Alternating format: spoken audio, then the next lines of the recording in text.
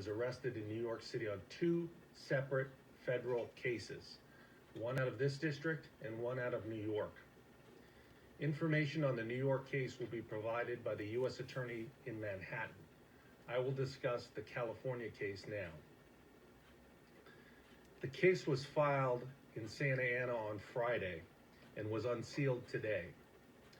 The case is the result of 2 years of tax collection and investigative efforts by the IRS. The federal criminal complaint charges Mr. Avenatti with wire fraud and bank fraud and contains a series of allegations that paint an ugly picture of lawless conduct and greed. On his Twitter account, Mr. Avenatti describes himself as, quote, attorney, advocate, fighter for good, unquote. But the allegations in this case describe something different.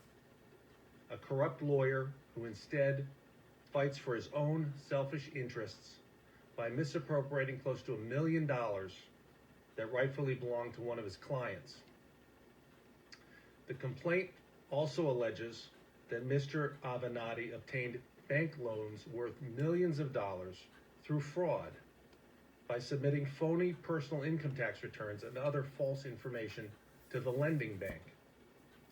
According to the complaint, the tax returns were clearly false because Mr. Avenatti never filed federal income tax returns for the years in question and never paid the federal income tax as reflected on those false returns. I'm going to give you an overview of what the 2-count criminal complaint filed in our district alleges.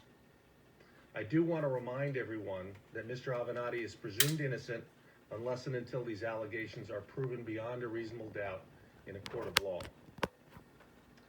In December 2017, Mr. Avenatti negotiated a settlement for a client that involved in an intellectual property dispute.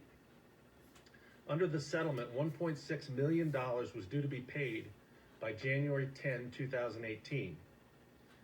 At a meeting in his law office in Newport Beach, Mr. Avenatti gave the client a bogus settlement agreement that instead listed a later date, March 10, 2018, as the date by which the payment was due.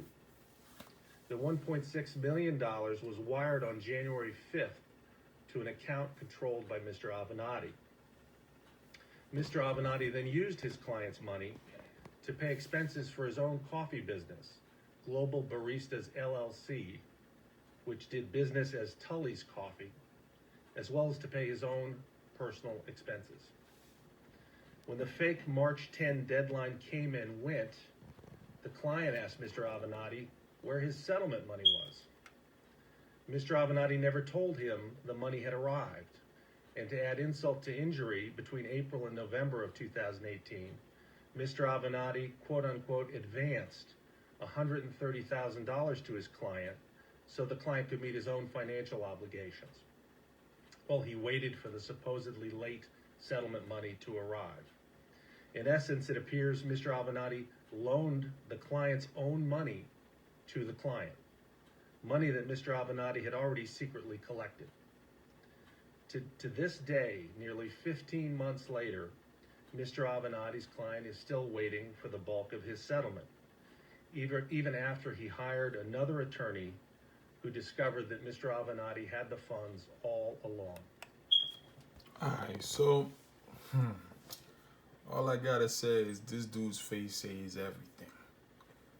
And hey, you never mess with the IRS, man. You never mess with the IRS. You know, the IRS will get you. You file your taxes right, man. Don't go cheating the IRS. They will get you.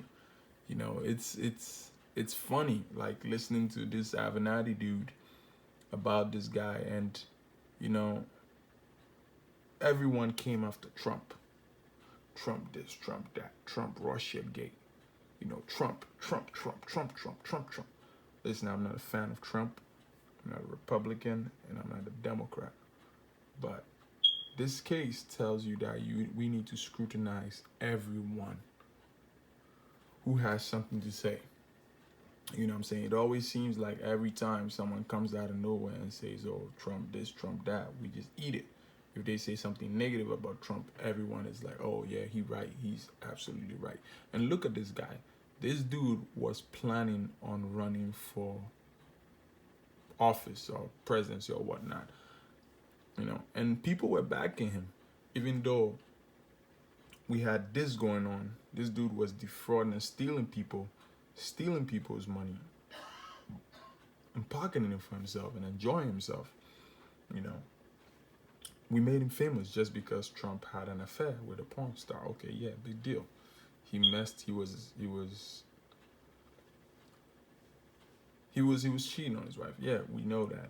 They do that. Shit happens. But we made it a bigger deal than it is, and made it as if we can, impeach a president just because of his infidelity, which honestly, people need to start thinking for themselves. A lot of people are not thinking; they are just reacting. You people have had the media get in your head so much so that you don't even sit down and analyze and say, does this make any sense? Does that make any sense? You don't. You just eat everything they tell you.